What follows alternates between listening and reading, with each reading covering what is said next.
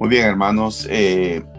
La lección de esta noche es una continuación, en un sentido, de la clase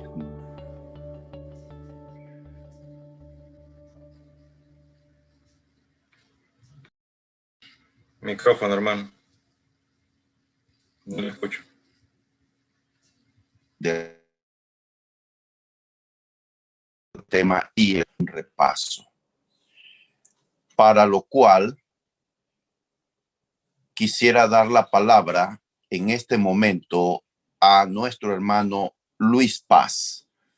Al hermano Luis Paz le he pedido que nos haga una presentación de lo que él entendió sobre qué enseña Génesis capítulo 1 y capítulo 2 respecto a el matrimonio.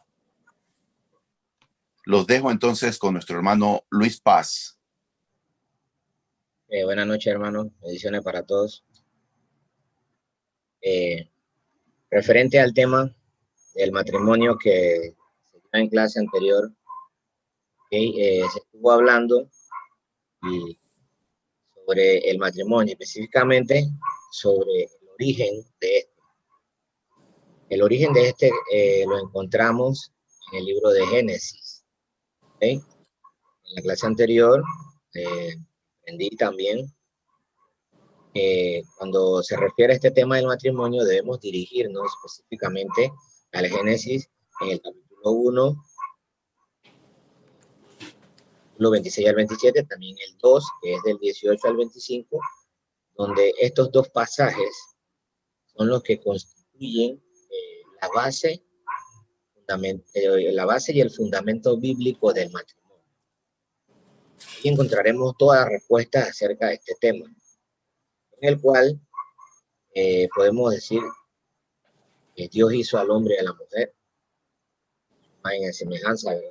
Ahí comienza con la creación, el inicio de todo. El matrimonio es la unión del hombre y la mujer. Con esto se estableció una declaración de Dios, por parte de Dios, el fundamento de este mismo. Y hay algunos pasajes paralelos que también se mencionaron en la clase anterior, que fueron Mateo, uno de ellos, por ejemplo, Mateo 19:4, donde puede parafrasear que Dios hizo al hombre y a la mujer para que vivieran juntos, ¿verdad? Y dejaran las casas de su padre para que se unieran, se convirtieran en una sola carne, palabra bíblica. Está claro que el matrimonio fue creado o diseñado por Dios, ¿verdad? Y todo aquel que se oponga a esta decisión del Señor se está oponiendo a la voluntad de Dios. Hebreos 13, capítulo 4 dice que todos deben considerar el matrimonio como algo muy valioso. Ahí se menciona que el esposo y la esposa, ¿verdad?, deben ser fieles. También se mencionó eso. Se hizo mucho énfasis en la fidelidad de ambos, porque Dios castiga las infidelidades, castiga las relaciones sexuales prohibidas, ¿verdad? Dios no las acepta, así que se le pide a ambos, cuando ya están establecidos en un matrimonio, a que sean fieles. El matrimonio, considero, debe ser honroso, debe ser algo muy honroso. Algo que me llamó la atención la clase pasada fue la comparación que hizo Pablo cuando Pablo destacaba la importancia del matrimonio.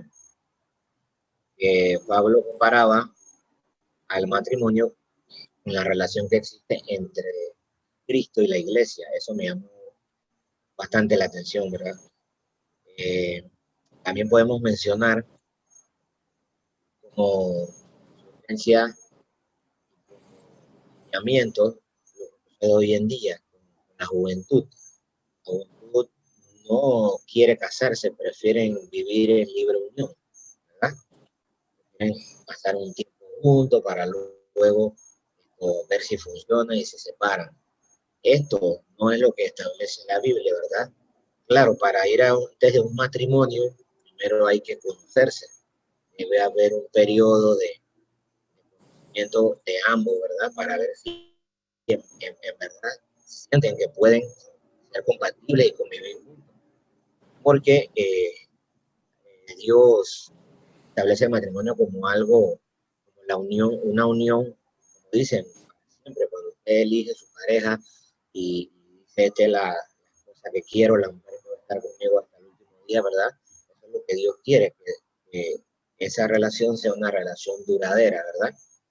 Eh, Dios creó tres instituciones también muy fundamentales, el matrimonio, la primera de ellas, la iglesia, y la gobernación el poder de los gobiernos, perdón. Recordemos que Dios quita y pone reyes. Entonces, como conclusión, el matrimonio una institución, es y será una institución fundamental en los planes de Dios. Dios desea que se le respete su mandato, su declaración, ¿verdad? Que se valore y que se obedezca esta entidad fundamental del matrimonio. Que el matrimonio sea nivelado, ¿verdad? Ya que Dios estableció roles, eh, género, hombre, mujer, pero para Dios ambos, tanto el esposo como la esposa, son iguales. Eh, y Dios esto establece, ¿verdad? Prioridades, por ejemplo, la cabeza de la familia debe ser el varón, pero de igual manera la mujer será su complemento, su esposa será su complemento, ya que nos dice que debemos conocer a nuestra pareja, a nuestra esposa, hay que conocerlas, hay que honrarlas, nos manda a vivir en comunión con ellas, están tratadas como, me recuerdo esa frase del domingo pasado, están tratadas como un vaso frágil y además la compañera es una coheredera, porque para Dios, tanto la esposa como el esposo en el matrimonio van a tener los mismos derechos ante Él en el reino de los cielos.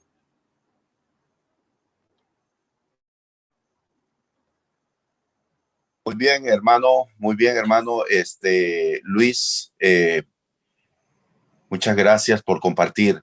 Precisamente, hermanos todos, yo les ruego que tomen nota de esta explicación. Estamos entonces analizando qué dice Génesis capítulo 1 y capítulo 2 respecto al matrimonio. Vamos más adelante a repasar los otros pasajes bíblicos del Nuevo Testamento que citamos y explicamos en la clase pasada. Ahora mismo estamos concentrados en Génesis 1 y 2. ¿Por qué hemos empezado este repaso citando y comentando y repasando Génesis 1 y 2? Porque como lo dijo el hermano Luis Paz, esos pasajes constituyen el fundamento bíblico del matrimonio. Todo estudiante de la Biblia, toda persona que quiere conocer qué es el matrimonio según el diseño de Dios, necesita empezar por Génesis capítulo 1 y 2, porque aquí está el origen del matrimonio, la definición de matrimonio, la naturaleza de matrimonio, los propósitos del matrimonio, los fundamentos del matrimonio. Todo está en esos textos bíblicos. Quisiera dar la oportunidad a ustedes que, sin salirnos de Génesis 1 y 2, puedan hacer alguna pregunta o enfatizar alguna verdad tomada de esos dos capítulos. Les doy la palabra a cualquiera que desee compartir.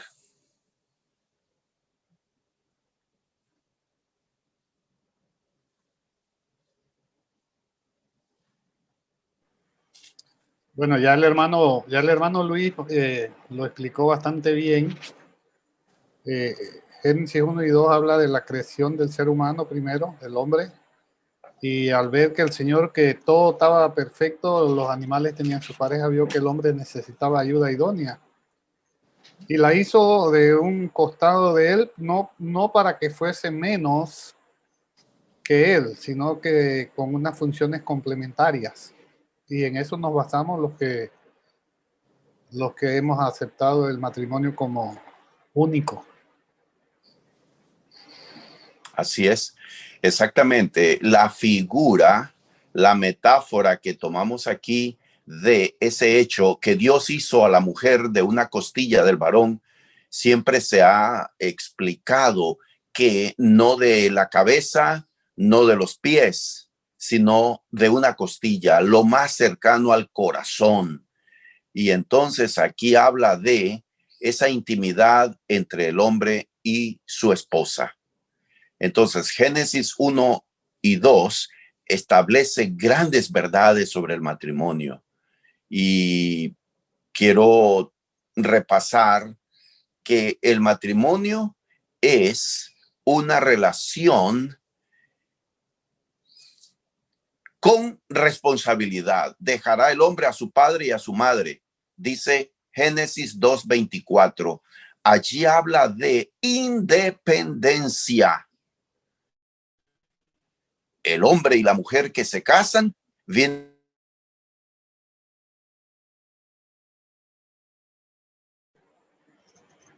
Hermano, hay problema con tu audio, no se oye, se va.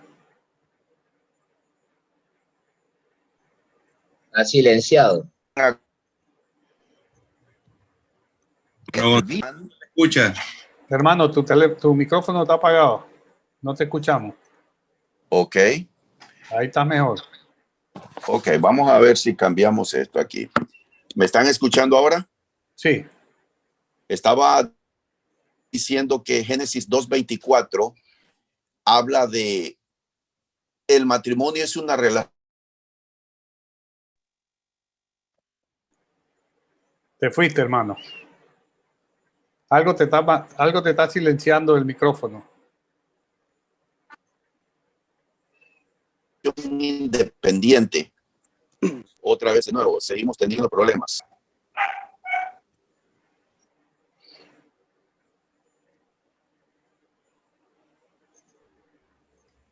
Ok, vuelvo entonces aquí. Ok. Ahí está mejor. Muy bien. No sé por qué.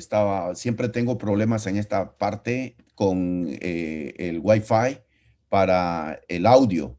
Y entonces estaba usando mi data de mi celular solo para audio, pero por alguna razón tenemos problemas. Entonces, repito, Génesis 2:24 habla de la relación independiente que es en los esposos. Y hablo de una relación de independencia emocional. Es muy importante esto en la pareja, porque ella sale del hogar de sus padres y él del hogar de sus padres para formar un nuevo hogar, una nueva familia. Muy bien, entonces, y muchísimas cosas más que podríamos decir, y quiero señalar una segunda cosa para luego continuar con el repaso de otro pasaje que necesitamos repasar. Y en cuanto a el matrimonio, tomado de Génesis 1 y 2, quiero enfatizar que el matrimonio es el vehículo para la relación sexual que previene la inmoralidad sexual. Entonces, dentro del marco del matrimonio, el hombre y la mujer comparten la intimidad, el acto conyugal. Lo dije en la clase pasada, no hay nada, no es tabú hablar de la sexualidad humana, no es tabú, no es algo misterioso, es algo que vemos en las Sagradas Escrituras. La relación sexual está determinada para el hombre y la esposa dentro del matrimonio. Fuera es pecado. Así lo dice la Escritura. Esa es una posición de la Biblia. La Biblia habla de la fornicación. Esa palabra, fornicación, significa inmoralidad sexual. En la clase pasada citamos pasajes bíblicos donde habla diferentes aberraciones y actos de inmoralidad sexual que la ley de Moisés condenaba. De igual forma, el Nuevo Testamento condena la inmoralidad sexual. Citamos primera carta a los Corintios, capítulo 6, donde el apóstol Pablo dice que nuestro cuerpo es templo del Espíritu Santo. La inmoralidad sexual es algo que afecta profundamente el matrimonio. Entonces, seguimos con el segundo comentario y quiero pedir ahora entonces a nuestro hermano Wilmer que comparta con nosotros qué nos dice Mateo 19 sobre el divorcio. Ya repasamos lo que dicen Génesis 1 y 2 sobre el matrimonio. Ahora repasemos qué dice Mateo 19 sobre el divorcio. Desde el versículo 3 al versículo 9, nosotros lo estudiamos la semana pasada y quiero entonces darle la palabra al hermano Wilmer. Buenas noches, hermanos. Dios les bendiga ricamente a todos. Bueno, en este capítulo, en estos versículos de Mateo 19, hermano, ahí nuestro Señor Jesucristo nos habla claramente sobre el divorcio, ¿no? Entonces, donde los fariseos lo cuestionaron, tratándolo de ponerle ahí una zancadilla a nuestro Señor Jesucristo y le preguntaron si es lícito al hombre repudiar a su mujer por cualquier causa. Entonces nuestro Señor Jesucristo ahí hace un repaso de lo que ya acabamos de ver del libro de Génesis, sobre el origen del matrimonio y cómo debe de ser. Sin embargo, los mismos fariseos siempre buscándole, por decirlo así, la quinta pata al gato, sabiendo que tiene 4, le preguntaron por qué pues mandó Moisés dar carta de divorcio y repudiarla, sobre la ley de Moisés, ¿no? En aquel entonces.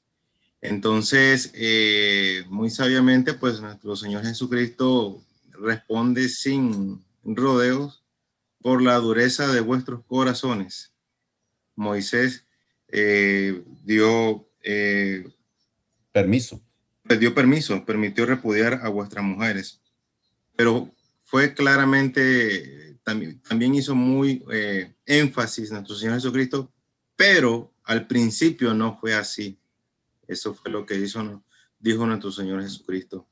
Entonces, dice también que cualquiera que repudia a su mujer, salvo por causa de fornicación, y se casa con otra, adultera. Y el que se casa con la repudiada también adultera. Entonces nuestro Señor Jesucristo ahí nos está dando la única razón por la cual pues nos podemos divorciar de nuestra pareja, y es por causa de adulterio. Si uno de la pareja comete adulterio, pues se puede divorciar de la otra pareja se puede divorciar, pero por otro motivo no. También estudiamos de que usted sabe, pues a veces pues hay conflictos en el matrimonio que se pueden considerar pues de que irremediables en algunas parejas, donde no se pueden pues ya reconciliar por X o Y motivo. Entonces pues sí pueden divorciarse, pero no ninguno cristiano puede volverse a casar. Pues eso es lo que debemos de estar pues claro, pues no lo dice tácitamente la Biblia así de esa manera, pero de que deben de, o sea, de separarse, pues la idea es que no, pero si hay un motivo irremediable, pues se pueden separar, pero no pueden volverse a casar. Entonces, nuestro Señor Jesucristo, pues acá ha dicho claramente, pues la única justificación para el divorcio es el adulterio. Muy bien. Muchas gracias, hermano Wilmer. Ahora, quiero mencionar un par de cosas sobre Mateo 19. Otra vez, apreciados hermanos, estudiantes de la palabra de Dios, necesito que por favor graben en su corazón este pasaje bíblico, Mateo 19, del versículo 3 al 9. Y si gustan hasta el versículo 10, que contiene una expresión de asombro de los discípulos cuando escuchan la posición que da Jesús sobre el tema del divorcio y nuevas nupcias. Repaso entonces Mateo 19. El divorcio, escuchen bien, hermanos, el divorcio no es un mandamiento. El divorcio es una opción. Que quede bien claro. Cuando en una pareja cristiana uno de los dos comete infidelidad, la parte ofendida no está obligada a divorciarse. Yo les planteé a ustedes la pregunta: ¿la parte ofendida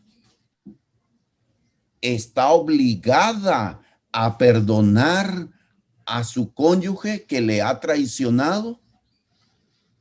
No quiero decir que está obligada, porque no existe ese pasaje bíblico que diga así textualmente. Sin embargo, yo les comenté que existe en la doctrina cristiana la ley del amor. Jesucristo habla de el amor y del perdón. Por lo tanto, él o la cristiana que ha sido afectado o afectada, ahora le damos la mano a la palabra a nuestro hermano Gerardo, que quiere hacer un comentario.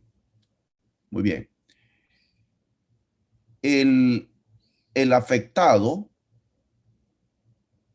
siendo cristiano, estoy analizando en un caso, óigase bien, hermanos, de una pareja cristiana. Es muy importante que tomen nota de esta explicación que estoy dando. Cuando en un matrimonio cristiano uno de los dos es infiel, repito, el adulterio, el divorcio no es un mandamiento, es una opción. Los cristianos aprendemos a perdonar y necesitamos perdonar. Necesitamos hacer de nuestra parte para restaurar el matrimonio.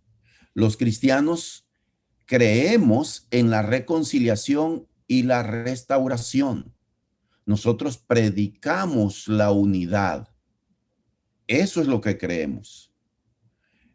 Sin embargo, si después de haber hecho el intento, el afectado de la infidelidad, porque ha sido afectado por la infidelidad, no logra restaurar su matrimonio, cuando ha hecho un intento por restaurar y no logra, la Biblia establece que puede divorciarse por la infidelidad.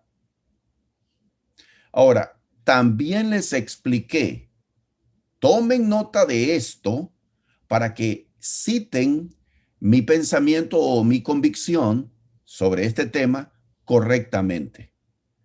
También les expliqué que en el contexto de la Iglesia de Cristo, teniendo yo ya 40 años de formar parte de la Iglesia de Cristo, he aprendido desde el inicio que en un caso cuando una pareja cristiana, uno de los dos comete infidelidad y existe el divorcio, he aprendido que solo se puede volver a casar la parte afectada y que él o la persona que ha cometido el acto de infidelidad no se puede volver a casar. Pero les expliqué que el pasaje bíblico no dice eso, hermanos. Si nosotros queremos ser fieles intérpretes de la Biblia, tenemos que admitir que esa es una interpretación personal, pero que nadie puede decir, este pasaje dice textualmente que ya que él o ella fueron infieles a su pareja o su esposo o esposa cristiano y cometió adulterio y hubo divorcio, por esa causa no se puede volver a casar el infiel o la infiel, pero sí se puede volver a casar la parte afectada. No hay un versículo que diga textualmente eso, hermanos. Hermano Gerardo. No, yo quería traer a colación Jesús cuando contestó que debemos perdonar 70 veces 7, porque el cristiano no está llamado primero a tomar justicia por su voluntad, y segundo que no importa lo que hagan, Jesús puso la otra mejilla, y eso es lo que nosotros creemos y en eso es que nos basamos. La parte humana y la sociedad en la que vivimos es la que nos lleva entonces a pensar como piensa el mundo, sí, que es totalmente lo contrario a lo que Jesús manda. Así es, hermano, y estoy 100% de acuerdo con lo que usted está diciendo. Es muy duro para algunos, tal vez para otros no, perdonar cuando ha habido infidelidad de su cónyuge. Sin embargo, necesitamos pedirle a Dios la ayuda para que haya reconciliación y restauración.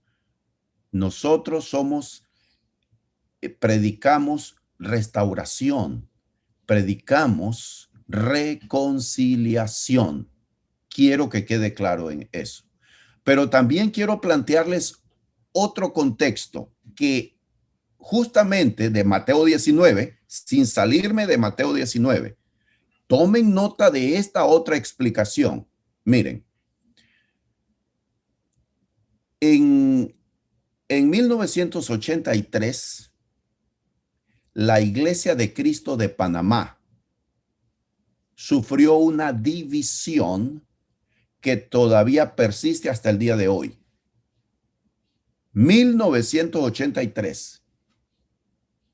La división consistió por este tema, el tema de matrimonio, divorcio y nuevas nupcias. Esta es la situación y se las voy a plantear.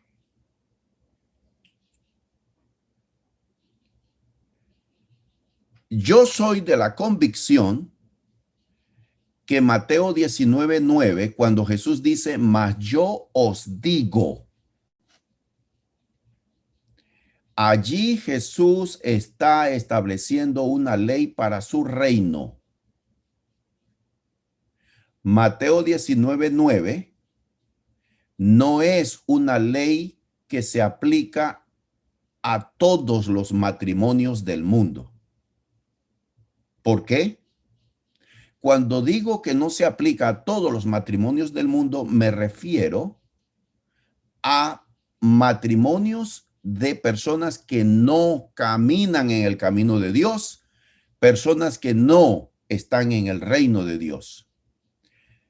Las personas que viven en el mundo viven bajo la ley del pecado y de la muerte.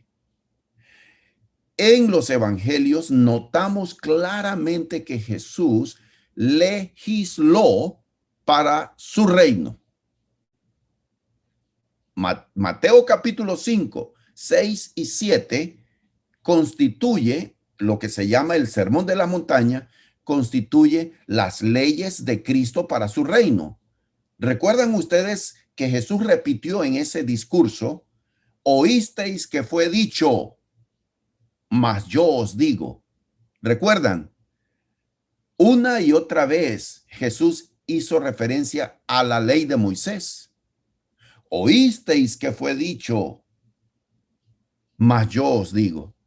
Ese yo os digo claramente expresa que Jesús está estableciendo leyes para su reino. Notamos aquí en Mateo 19:9 que Jesús dice, mas yo os digo. Entonces nosotros decimos, ese texto se aplica a parejas cristianas, porque en el mundo las parejas se divorcian por cualquier causa. Las parejas viven no bajo la ley de Cristo, sino bajo la ley del pecado y de la muerte, tal y como lo establece Pablo en Romanos capítulo 7.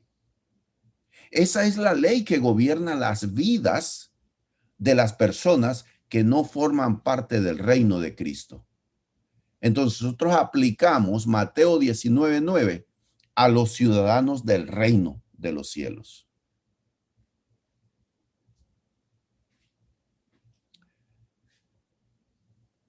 ¿Preguntas o comentarios sobre Mateo 19? Porque vamos a avanzar a otro pasaje bíblico que usamos la semana pasada en nuestra clase. Curiosidad nada más, hermano, no quedé claro por qué fue la división. La división fue porque unos dicen que Mateo 19:9 se aplica a todas las parejas, ya sea que estén en la iglesia o fuera de la iglesia.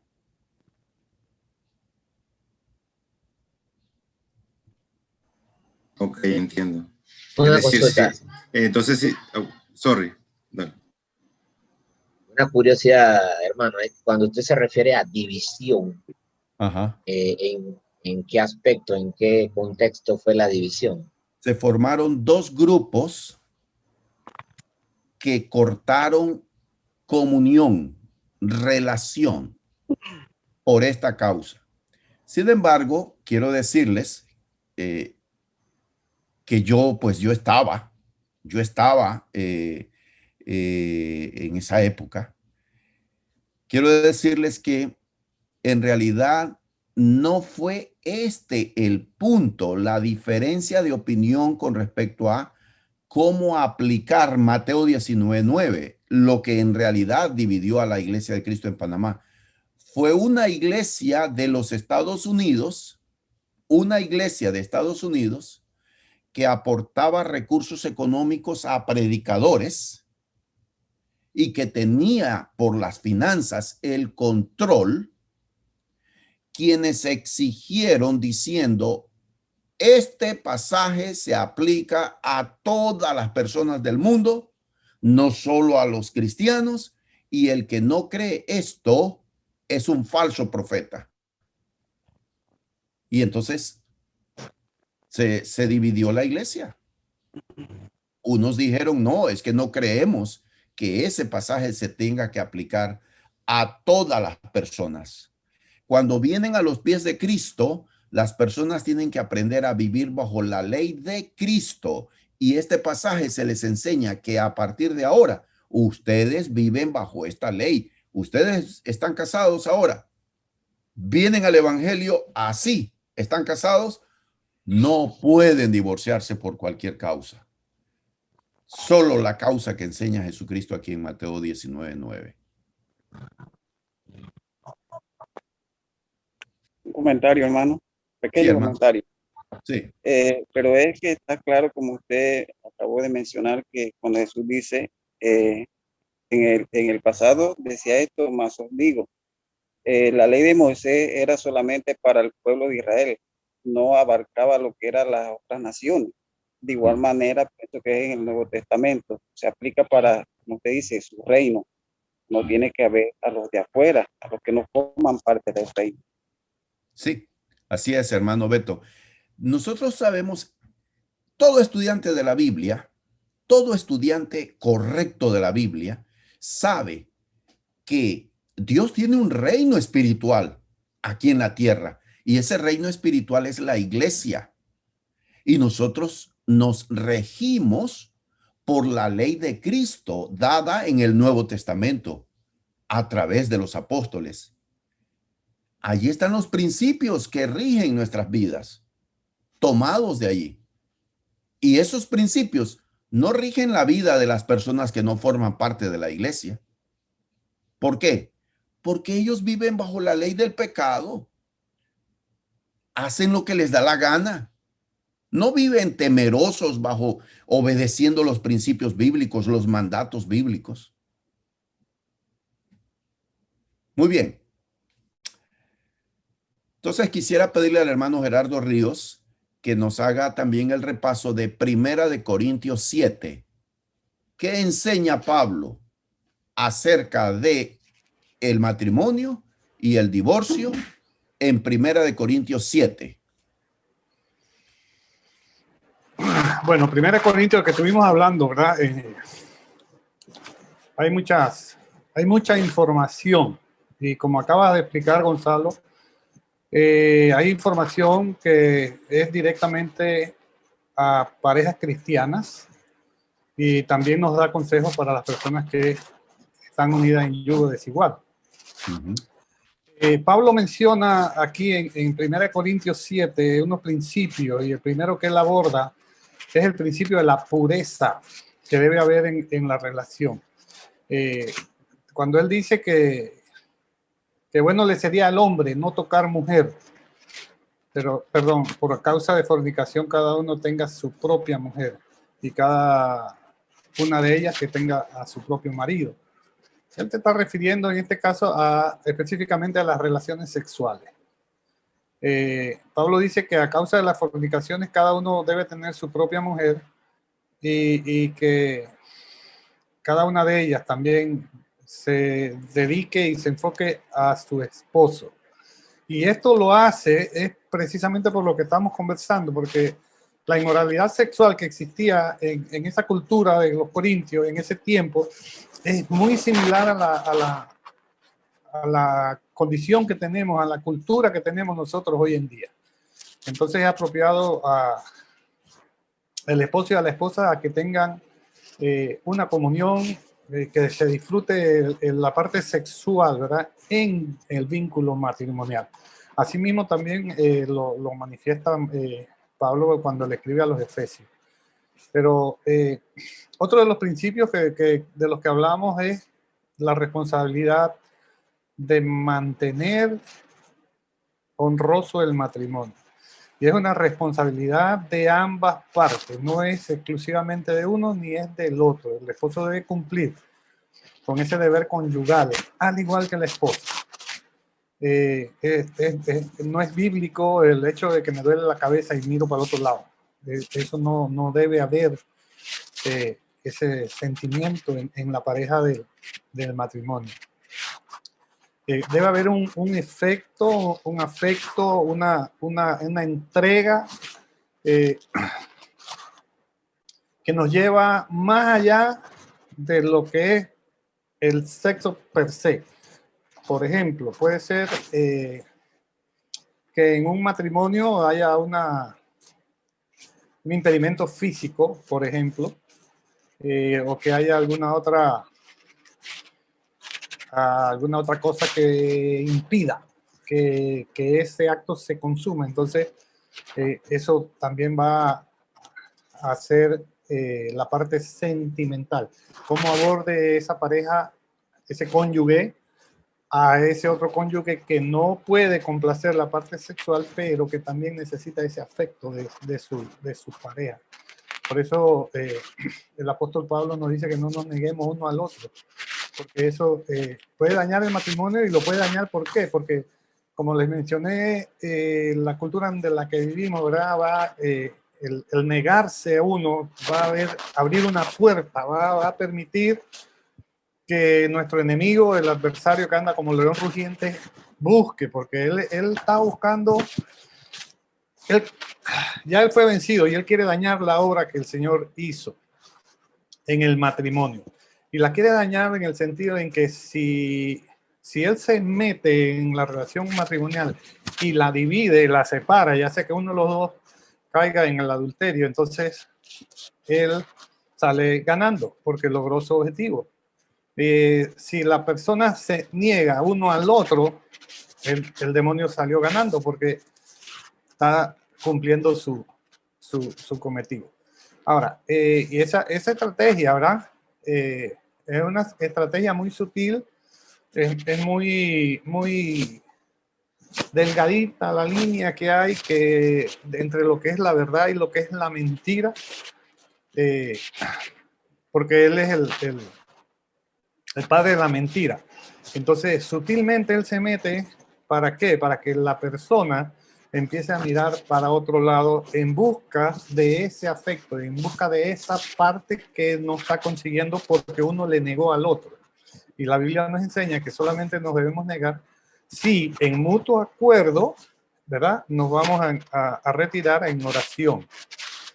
Hay más que hablar de esta parte, sin embargo, voy a dedicarle un poquito más tiempo acerca del divorcio, que estamos hablando en 1 Corintios 7, por ahí por el verso 10 más o menos en adelante. El divorcio en la separación per se entre parejas cristianas, que Pablo está hablando aquí primero a las que son parejas cristianas, pero los que están unidos en matrimonio, mando no yo, sino el Señor, ¿verdad? Que la mujer no se separe de su marido, y si se separa, quédese sin casar, o reconcíliese con su marido, y que el marido no abandone a su mujer, dice Pablo. Esto es estrictamente para parejas que ambos cónyuges son cristianos. Y toma relevancia porque lo que acabamos de hablar, lo que acabamos de decir, los cristianos estamos llamados a seguir a Cristo. Y seguir a Cristo quiere decir que nuestra vida debe ser o debe ir acorde a lo que Él nos enseñó, a lo que Él nos ha dejado, a perdonar. Somos llamados a perdonar. ¿Ok? Y esta frase no está en la Biblia, pero el matrimonio es la unión de dos perdonadores que tienen a Cristo en su corazón.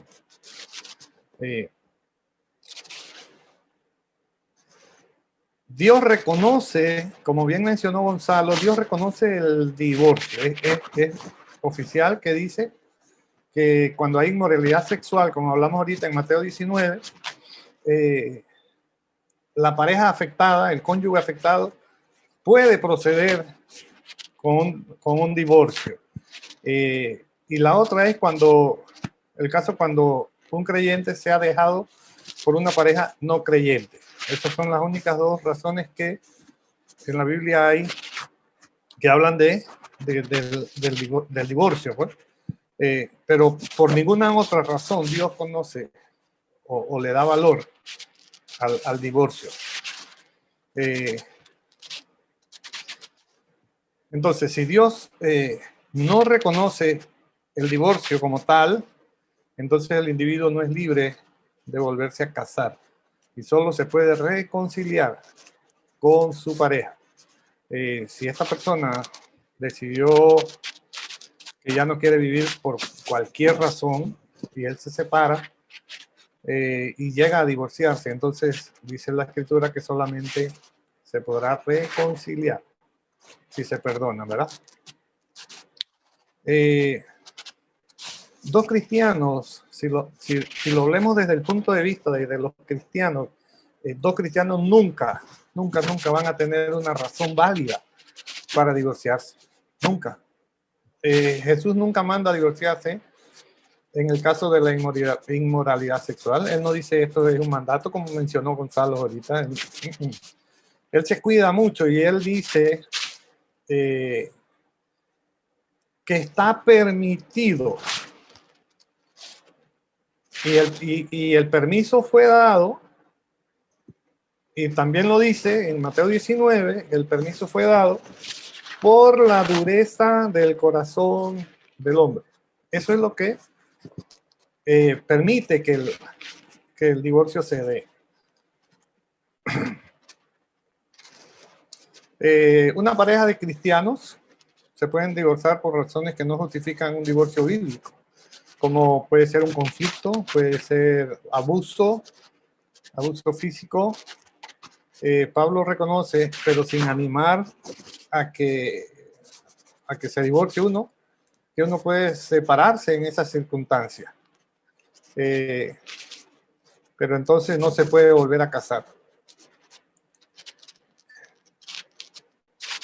Usted ve que hoy en día, por ejemplo, nosotros encontramos que la principal causa de divorcio que hay aquí en nuestro país, que es alta la tasa de divorcio, lo que alegan las partes es incompatibilidad de caracteres. Esa es la frasecita bonita, para decir, no te perdono. No, tú no quieres aceptar mi posición, entonces nos divorciamos. Inclusive la moda que hay ahorita es, vamos a vivir juntos para ver cómo nos llevamos. Y eso no es lo que nos enseña nuestro Señor Jesucristo en 1 Corintios 7. Amén. Jesús dijo que el que se divorcia por razones inválidas y se casa con otro comete adulterio. Y cualquiera que se case con una divorciada comete adulterio. Cuando los discípulos de Jesús entendieron cuán fuerte era este pacto, ¿verdad? El matrimonio, y que no se puede romper así tan fácil ante los ojos de Dios por cualquier razón, uno no puede despreciar a la pareja. Ellos entonces se vieron tentados a decir, bueno, entonces es mejor no casarse, pues. Pero no, así no fue.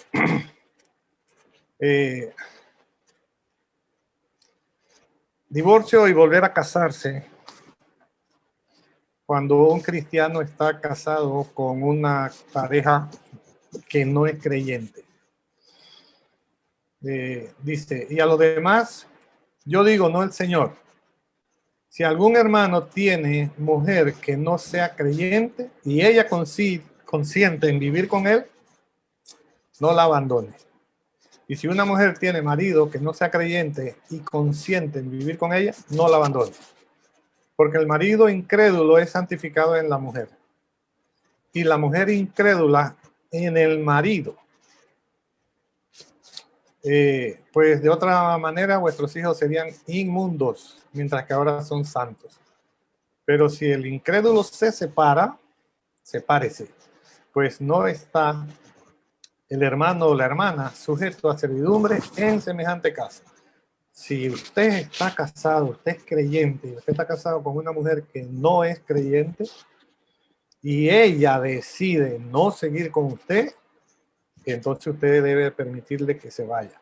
Al igual al revés, si el que está en la fe es la mujer, ella debe sujetarse al esposo y ella debe complacer al esposo. Y si el esposo decide que no quiere vivir con ella, entonces ella le es permitido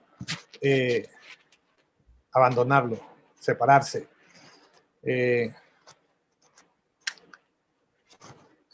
Pablo está, perdón. Sí, terminó ya. Todavía. Me falta ya cerrar aquí, porque lo que está cambiando Pablo aquí el enfoque que había señalado anteriormente, porque ambos eran cristianos, dos cristianos, que ahí no debe haber razón, no hay razón bíblica, aunque hayamos dicho que es permitido divorciarse por causa de inmoralidad sexual, pero Jesús dijo, pero yo les digo que al principio no fue así, sino que por la dureza de vuestro corazón, eso entonces se dio. Pablo ha aconsejado que un cristiano debe hacer lo que pueda para mantener su matrimonio, para mantenerse unido.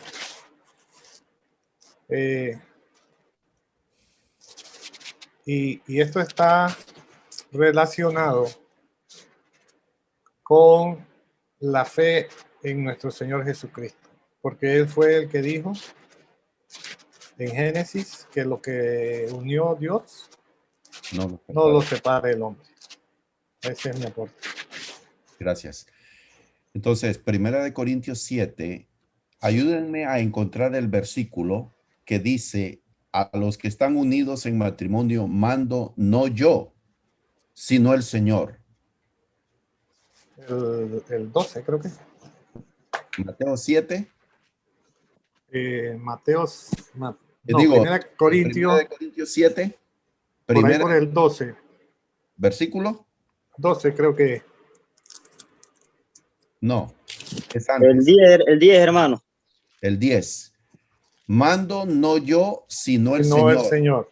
Noten, Pablo está diciendo que este mandamiento lo dio Jesucristo. Ujú. ¿Y cuál es el mandamiento? Allí en el versículo lo dice, que la mujer, ¿cómo dice? No se separe del marido. Y que el marido Tampoco. no se separe de la mujer. ¿Dónde dio Jesucristo ese mandamiento? Mando no yo, sino el Señor. ¿Dónde dijo eso Jesucristo? La única respuesta que tenemos a esa pregunta es Mateo 19:9, donde Jesús dice que solo por fornicación hay divorcio bajo su ley. Jesús enfatizó la unión del matrimonio y que la única causa es por fornicación. Entonces, el apóstol Pablo hace referencia a ese ideal de Dios, de la unión del matrimonio. Es el plan de Dios. Ahora, y el pasaje donde dice, aquí en 1 Corintios 7, en el versículo donde dice, y a los demás mando yo, no el Señor. ¿Dónde dice ese versículo? Allí en 1 Corintios 7. 12, hermano. Versículo 12. Entonces, mando yo, no el Señor. Lo que quiere decir es, Pablo con eso es, el Señor no habló de este caso, de situaciones donde uno de los dos cónyuges es creyente y el otro no. Jesús no habló de eso, porque no existía la iglesia en ese momento. Sí, hermano Gerardo. Hermano, pero cuando el apóstol Pablo está escribiendo la primera carta a los Corintios, el apóstol Pablo está inspirado por el Espíritu cuando él escribió esto. Así es. A lo mejor yo pienso y leído por ahí en las cosas que he buscado, que es posible que él no se haya dado cuenta de esa parte. Pero si la escritura es inspirada por el Espíritu Santo, el que está hablando a través de Pablo es Jesús. Así es. Entonces, él no coge lucha con eso, porque no tengo nada todavía planteado en esa dirección, pero esto es lo que debemos hacer. Claro, porque Pablo está diciendo, recuerden que Pablo era un apóstol de Jesucristo y él tenía autoridad apostólica para mandar. Sí. Entonces, pero dice que a los que están unidos en matrimonio mando, no yo, sino el Señor. Es decir, oigan, esto que les voy a decir, esposos cristianos, esto lo dijo el Señor Jesucristo. Eso es lo que quiere decir. Ahora, a los demás mando yo, no el Señor. Con la autoridad apostólica da algo que Jesús no hizo referencia a matrimonios mixtos. Entonces, tenemos dentro de la iglesia estos dos casos, parejas cristianas y matrimonios donde uno de los dos es creyente, el otro no. Entonces, si el marido consiente en vivir con ella, no lo abandone y viceversa. Pero si el incrédulo se separa, sepárese, pues no está el hermano o la hermana sujeto a servidumbre. ¿Dónde dice ese versículo ahí en 1 Corintios 7? ¿Qué versículo es que él dice así? Ahí un poquito más adelante, ¿no? 14. Versículo 14. No está en servidumbre. Y y el apóstol hace uso de un término legal, 15, hermano. El 15, esclavitud. No está bajo ese yugo. Entonces dice, y si se separa, sepárese. Y cuando el creyente se queda abandonado por su cónyuge no creyente, hay un divorcio, se casa de nuevo. Ese es el caso allí. Muy bien, entonces, estamos avanzando y queremos analizar dos casos, y para eso, hipotéticos, para aplicar a dos situaciones hipotéticas lo que hemos aprendido sobre el divorcio y nuevas nupcias. Quisiera pedirle entonces a Juan Carlos. Creo que Juan Carlos tiene el caso número 1. ¿Lo tienes tú, Juan Carlos? Sí, correcto. Ok. Juan Carlos, léenos el caso hipotético que te planteamos y cuál sería tu respuesta. Primero, léenos el caso hipotético. Explícalo. Listo. Va.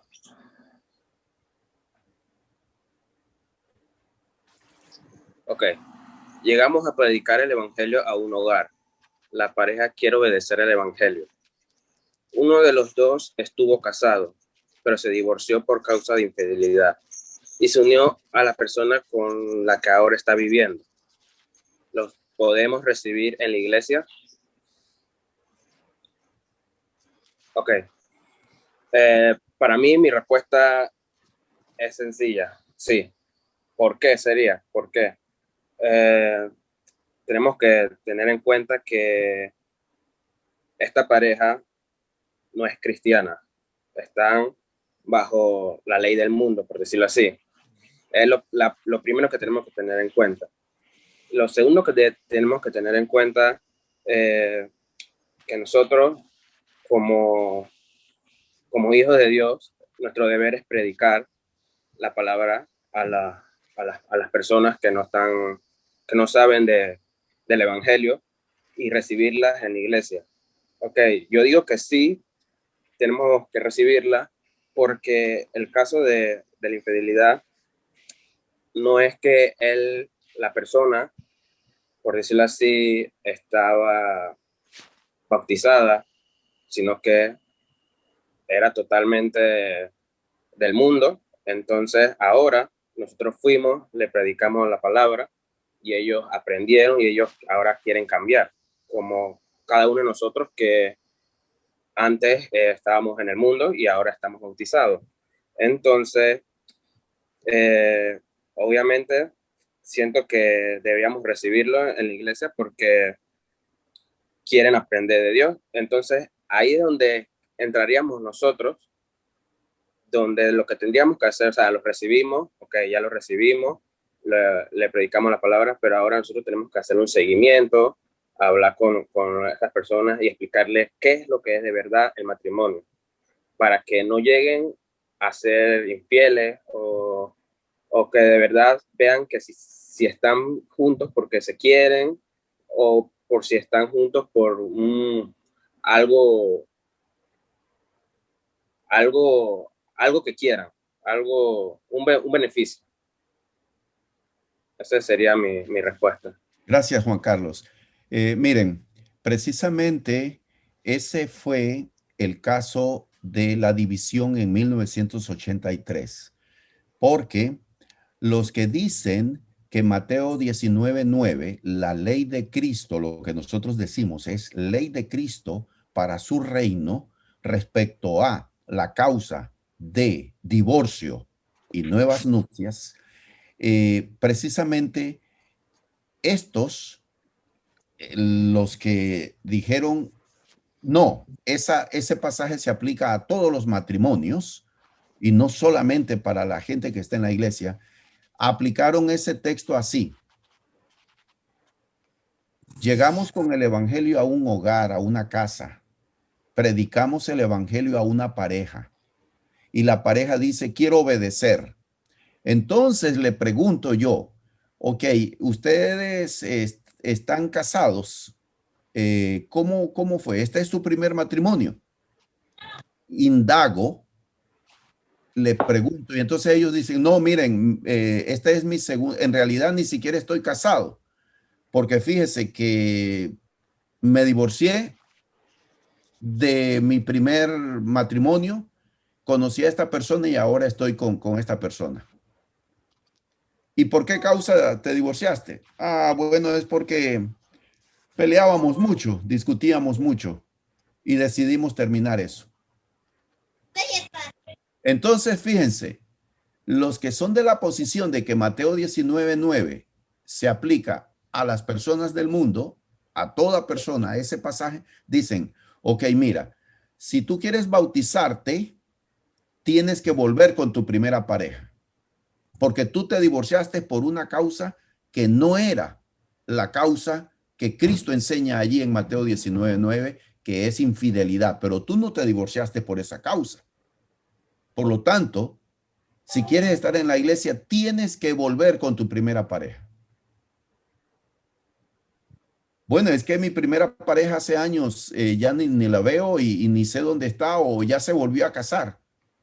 Ah, bueno, entonces si quieres estar en la iglesia, tienes que abandonar a la persona con la que estás viviendo y tienes que quedarte solo o sola para estar en la iglesia. Sí, Juan Carlos. Es algo, el argumento de ellos es algo absurdo, la verdad, porque nosotros no podemos negarle a nadie estar en la iglesia.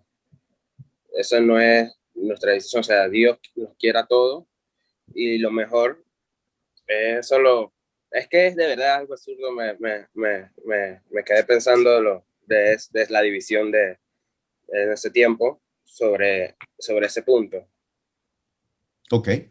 Entonces, miren. Estaríamos juzgando. Ok. Entonces, miren, fíjense ustedes, no hay un solo ejemplo. Óigase bien esto, hermanos. Esto es un argumento bíblico. No existe un solo ejemplo en el Nuevo Testamento. Busquen en el libro de Hechos de los Apóstoles que nos narran ejemplos de conversiones de personas que oyeron el evangelio y que obedecieron el evangelio. Y no hay un solo caso donde nos indique que los que predicaban el evangelio les preguntaban antes de bautizarlos, ¿cuál es tu estado civil actual? ¿Te divorciaste por cualquier causa?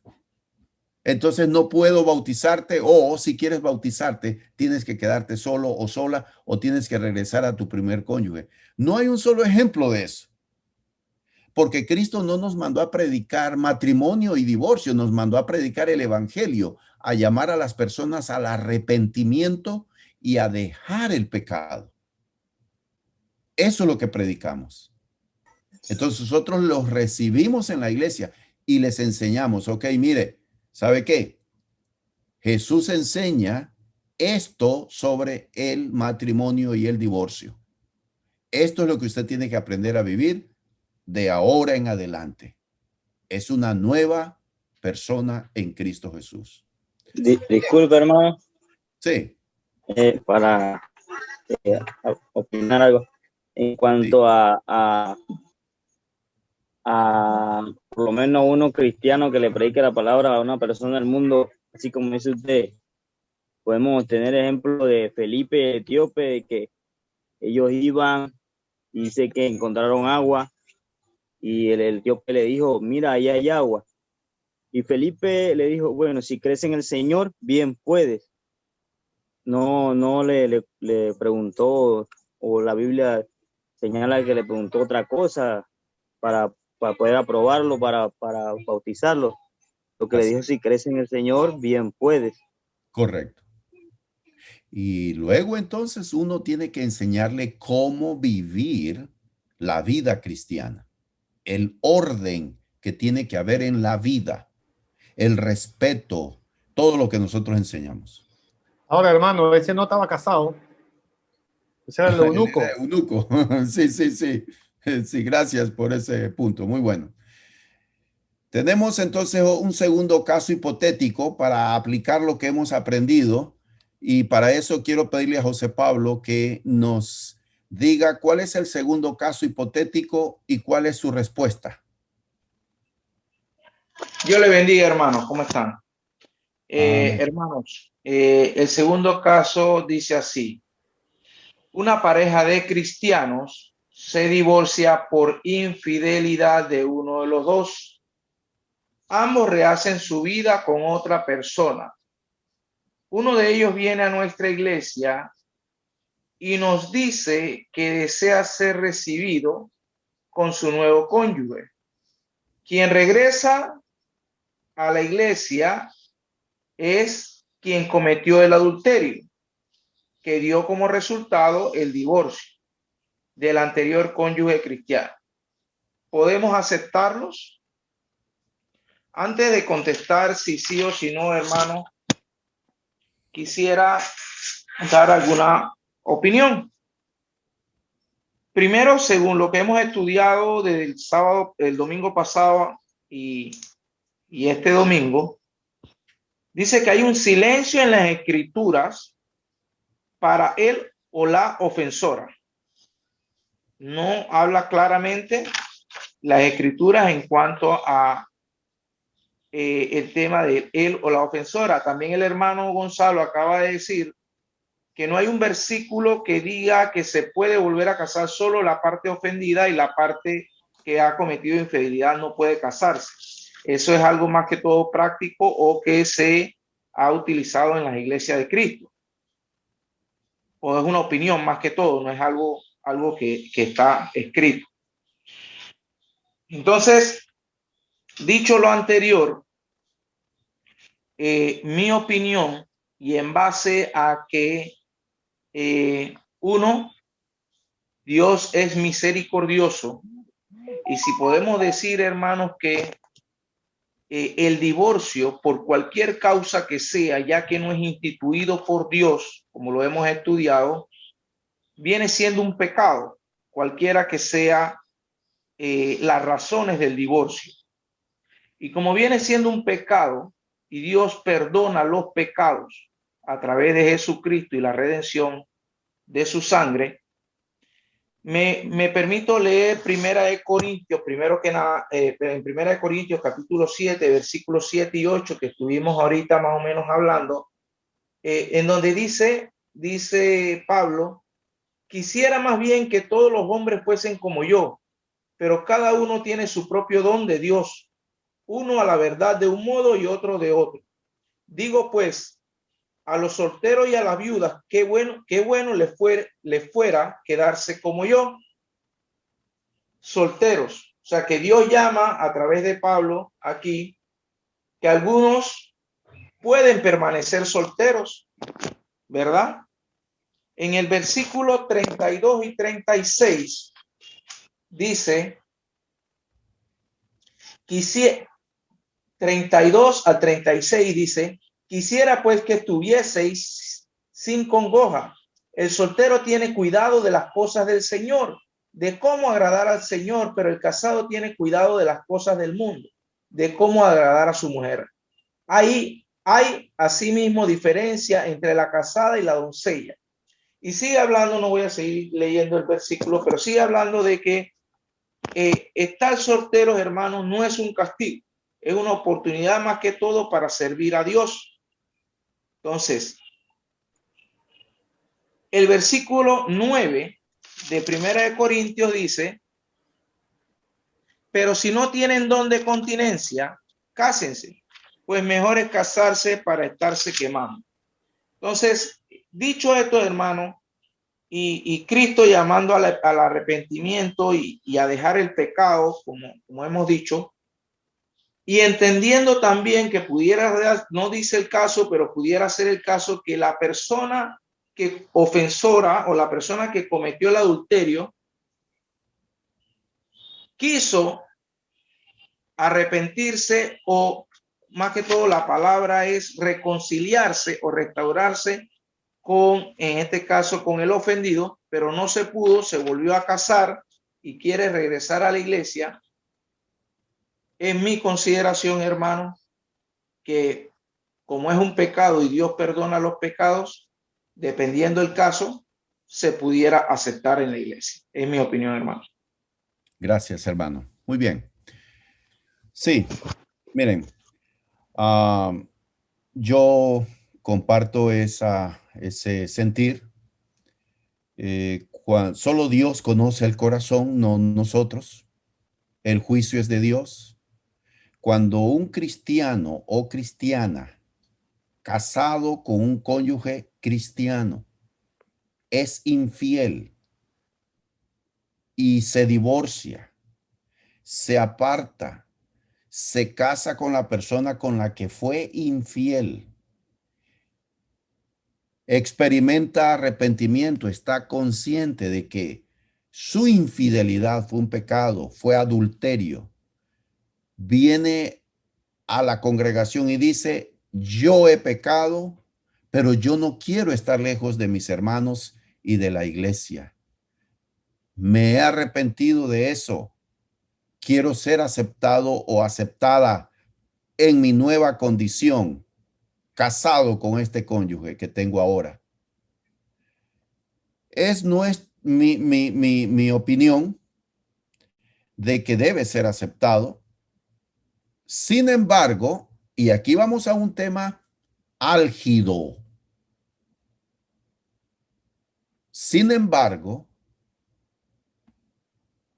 esta persona, si es un varón o si es una dama, tiene limitaciones para servir dentro de la iglesia.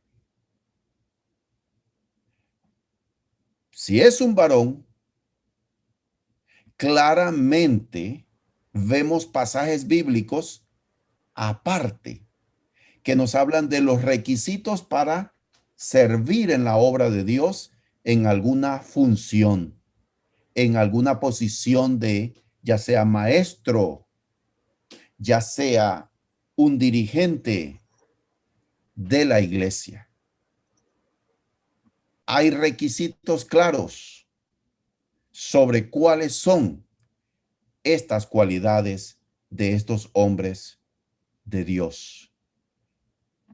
Y es mi sentir que esa persona no puede ejercer un ministerio dentro de la iglesia. Él mismo se ha limitado y se ha descalificado para ocupar una posición dentro de la iglesia. Sí creo que la persona debe ser aceptada en la comunión. Solo Dios conoce el corazón. Pero servir en la iglesia es una cosa distinta, hermanos. Eso es lo que quiero comentar sobre eso. ¿Preguntas o comentarios sobre este segundo caso hipotético? Una pregunta, hermano. Sí. Ok, entendí perfectamente de que, o sea, no servir. Pero digamos, hay un tiempo en específico en el que la persona no pueda servir en la iglesia o es algo definitivo. Es algo definitivo porque está en un estado permanente.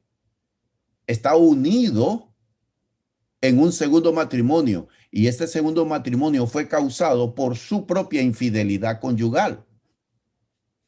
Eso no va a cambiar a menos que enviude. Eso no va a cambiar. Ese es un estado permanente. Y si la ex esposa era cristiana, él no se podía casar. Ok. En el caso del pasaje de Mateo 19, en el punto controversial de el cristiano o la cristiana que comete adulterio no se puede volver a casar, pero su cónyuge ofendida, sí. Ya esa es una postura, como les dije yo, que hemos sostenido pero en realidad el pasaje bíblico no está muy claro sobre ese tema. Ella, la ex, sí se podría casar. Ok, sí. La ex sí tenía autorización, según lo que acabamos de ver.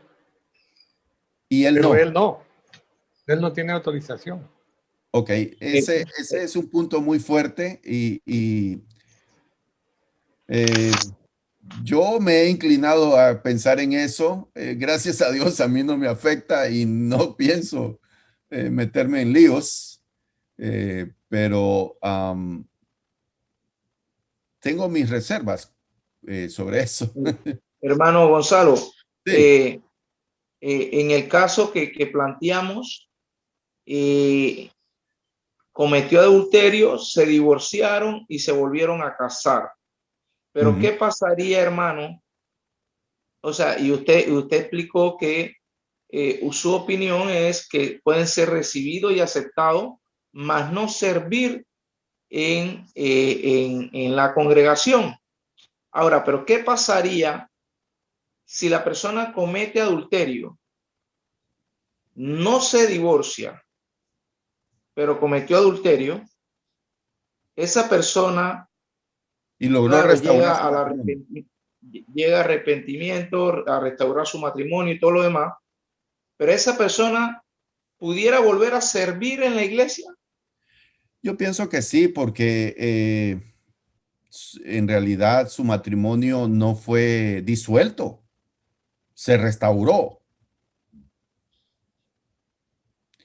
En realidad, fíjense, a esa persona le va a perseguir un estigma, una consecuencia.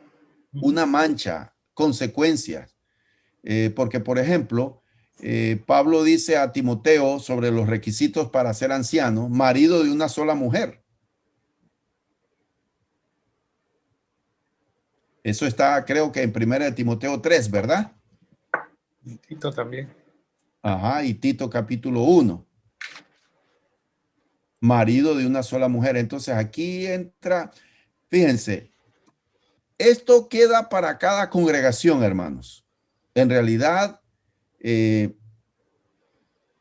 la decisión que tome una iglesia sobre eso debe, digo yo, ser respetada por las otras iglesias a fin de mantener unidad. Sin embargo, no puedo imponer yo mi opinión o mi criterio a otra iglesia.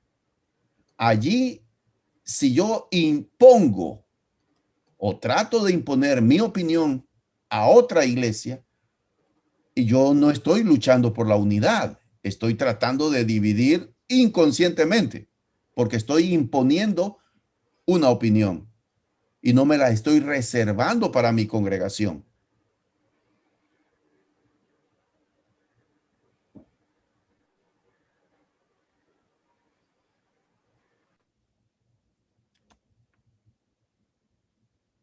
Muy bien. ¿Cómo estamos? Excelente. Ok. Bueno, ha sido un tema... Me quedo con el versículo 10 de Mateo 19. Le si dijeron sus discípulos, si así es la condición del hombre con su mujer, no conviene casarse. Sí, y muy bueno. Hermano, muy ya bueno, usted Wilmer. me disculpa, hermano, pero ya nosotros no tenemos esa opción. Ya estamos. Muy bueno, Wilmer, porque yo quiero dejar este pensamiento, hermanos. Y lo dijo Gerardo en sus comentarios. La institución del matrimonio es un pacto entre un hombre y una mujer que no es fácil de romper. Los cristianos tenemos que ver como algo muy serio. Aquí tenemos unos solteros dentro de esta clase ahora mismo. Piensen bien en este tema. El mundo toma a la ligera este asunto del matrimonio y toman el camino fácil. El camino fácil es, me voy a vivir con mi novia que ya no sigue siendo novia, ¿verdad? Porque el concepto de noviazgo ya cambia. No Me vio, así vio. Exacto. Entonces, me voy a vivir para probar. Eso no enseña la Biblia. La relación sexual, la intimidad entre un hombre y una mujer está reservado para el matrimonio. El matrimonio es una unión responsable. Se los he repetido una y otra vez. Este principio, este fundamento está tomado de Génesis capítulo 2. Es una unión responsable, hay responsabilidad. Muchos quieren tener el acto sexual, pero sin ningún compromiso, sin ninguna atadura. La Biblia claramente dice que el matrimonio es una relación permanente. Nosotros predicamos el matrimonio, la unión permanente. Lo predico porque lo creo. El matrimonio tiene que ser tomado con seriedad. No podemos nosotros tomar a la ligera esta situación. Y por eso hago hincapié. El cristiano que ha sido infiel y que dio como resultado divorcio y se casó con la persona con que fue infiel y quiere volver a la iglesia, yo no creo que puede servir en una posición de liderazgo. La Biblia tajantemente lo dice. Y esto podría ser otro tema. Este no es el tema, pero podríamos hablar de ese tema. Los requisitos para los hombres que sirven. Ya lo hemos hablado. Yo ya les he dado clases sobre eso. Ya les he expresado. Recuerden esto. Hay un alto estándar de moral, de conducta para los hombres que sirven en la iglesia. En la iglesia no puede servir cualquiera, hermanos. Estamos rebajando. Si nosotros decimos, bueno, ven y sirve y haz lo que quieras, nosotros estamos rebajando lo que es el estándar que Dios establece para los hombres que sirven dentro de la iglesia. Hay un alto estándar y tenemos que respetar. Se predica con la autoridad moral, hermanos. Se predica con el ejemplo. Una persona que ha sido infiel y que ha roto su matrimonio, el pacto con la mujer de su juventud y se volvió a casar, no está predicando con el ejemplo. ¿Cómo va a hablar a los jóvenes sobre la fidelidad y sobre el matrimonio? Puede hacerlo, quizás, pero no tiene la autoridad del ejemplo. Muy bien. A ver, Juan Carlos. Sí. Me quedé pensando en este caso. ¿Qué pasa si en una pareja de cristianos uno le es infiel con otra persona y después la pareja de cristianos quisiera volver, pero hay un problema de que en esa infidelidad hay un hijo? ¿Qué pasaría en ese caso? Bueno, no debe ser, digo yo, impedimento para restaurar su matrimonio. Él o ella tienen la responsabilidad con esa criatura. No pueden desligarse de esa responsabilidad, pero deben luchar por la unión matrimonial. Eso es lo que yo predico. Sin embargo, pues, yo les dije en la anterior clase, hermanos, la expresión de Génesis, capítulo 2, y serán una sola carne, es una expresión que habla de esta unión especial entre el hombre y su mujer, los esposos. Es una unión que cuando hay infidelidad se rompe y se afecta grandemente la relación matrimonial. Pero el Señor viene a ayudarnos a restaurar y es probable y es posible que haya restauración. Tiene que haber responsabilidad con esa criatura que vino como producto de un acto de infidelidad. No puede, sería peor si se desentiende de esa criatura. Tiene dos trabajos ahora, con mayor dificultad. Asumir esa responsabilidad, pero también asumir las consecuencias de restaurar su matrimonio. Si su cónyuge quiere restaurar el matrimonio, a pesar de que hay una criatura, pues deben hacerlo. Ahora, también a los jóvenes, no es que le estamos enseñando de que le deben de temer al matrimonio, todo lo contrario. Su ideal debe de ser eso y alejarse de la fornicación, llegar siempre puros al matrimonio. No hay cosa más maravillosa que eso. Sí. Bueno, claro, maravilloso es Dios, ¿verdad? Pues me refiero en el contexto del matrimonio, ¿verdad? Así es. Y quiero tomar esa palabra porque quiero hablarle a los solteros.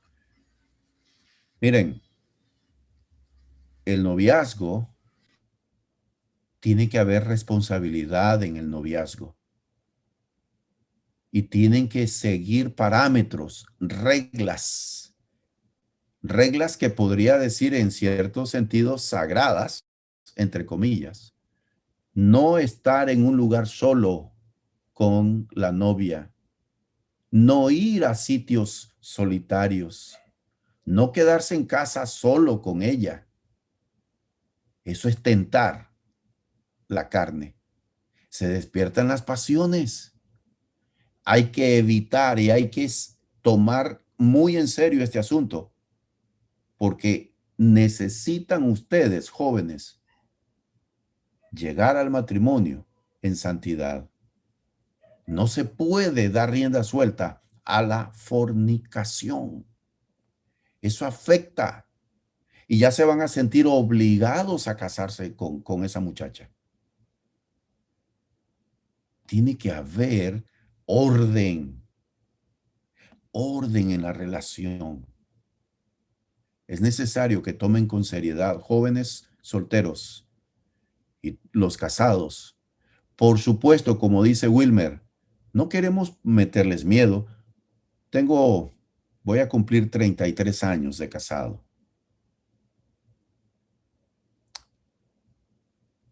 No es fácil, pero es posible permanecer unido a la misma pareja. He sido fiel a mi esposa. No me he acostado con otra mujer en estos 33 años. ¿Es posible, hermanos? ¿Somos tentados? Claro que sí. Pero honroso sea en todos el matrimonio y el hecho sin mancilla, pero a los fornicarios y adúlteros los juzgará Dios. Así dice Hebreos 13:4. Y cuando tenemos la autoridad moral para hablar, podemos mirar a los ojos y podemos predicar de esto. Y eso es lo que quiere Dios, que prediquemos con la autoridad moral.